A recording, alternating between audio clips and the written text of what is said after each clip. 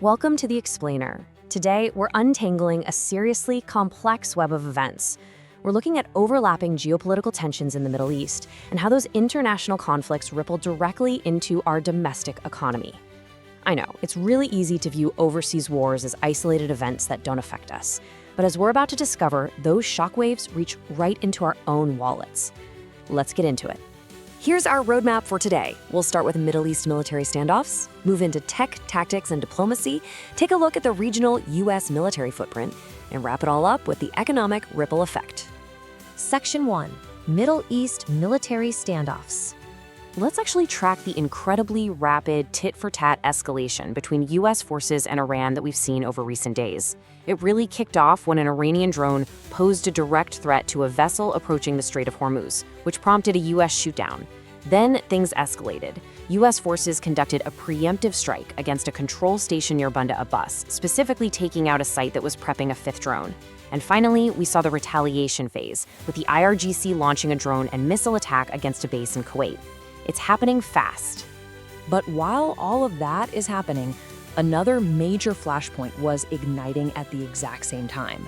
The IDF, the Israel Defense Forces, launched a series of heavy strikes into southern Lebanon and further north.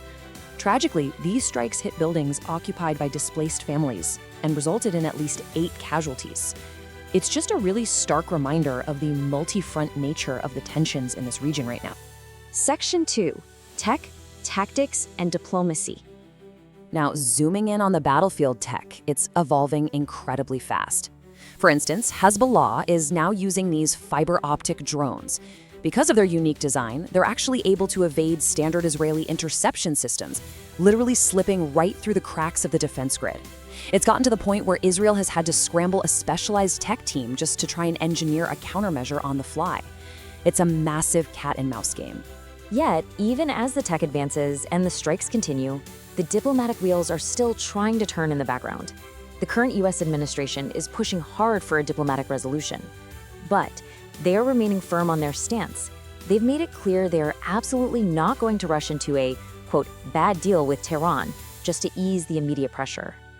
And to give you a full picture of the political spectrum here, former President Trump has staked out his own parameters. He stated he would only accept what he calls a great deal, and he fundamentally opposes any agreement that would allow the exporting of uranium to adversarial nations like China and Russia. So the political pressure is really coming from all sides.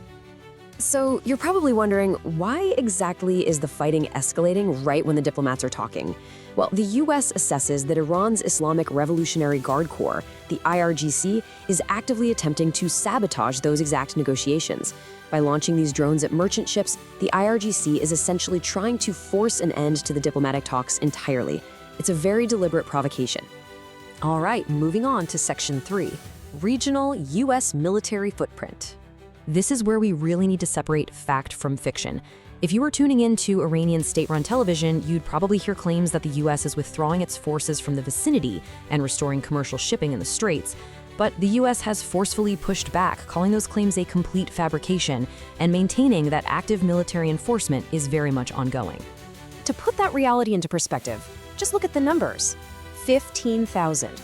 That is the exact number of U.S. troops currently tasked with enforcing the blockade in Iran. That's a massive, persistent military presence, standing in direct contrast to any narrative about a withdrawal. And the footprint doesn't stop at the blockade. The U.S. maintains an incredibly robust presence across the broader geographic area. We're talking about established military bases in the UAE, Qatar, and Bahrain. Plus, there's a huge floating footprint of naval vessels actively patrolling the waters, which house thousands of additional sailors and Marines.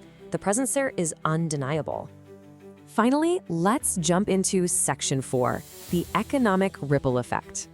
Now, with all this conflict happening, you'd probably expect oil prices to be absolutely skyrocketing, right? Well, surprisingly, the immediate market reaction went the exact opposite way.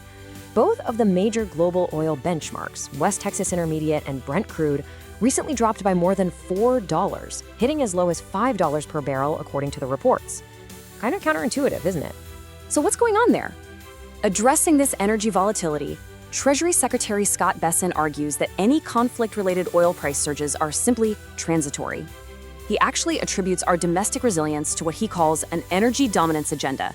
Basically, the idea is that domestic energy exports have insulated the US market from the worst of these global price shocks. However, we have to zoom out and look at the broader inflation picture. Economists directly tie our overall inflation trajectory to the energy friction stemming from the Middle East.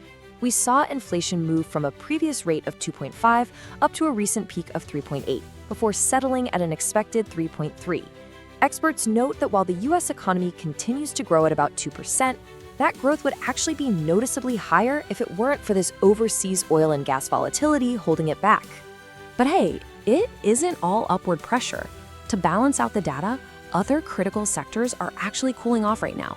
Natural gas prices are down, drug and pharmaceutical costs are plummeting, and even rent costs are seeing decreases. So it's this really complex tug-of-war where overseas energy volatility is fighting against domestic price drops. As we wrap up this explainer, we're left with a seriously difficult question based on the geopolitical realities we've mapped out today. If maintaining the status quo means delayed diplomacy, which inadvertently allows proxy groups to refund and unrest to continue, are we simply pausing Iran's pathway to a nuclear weapon rather than preventing it? It's an incredibly fragile situation,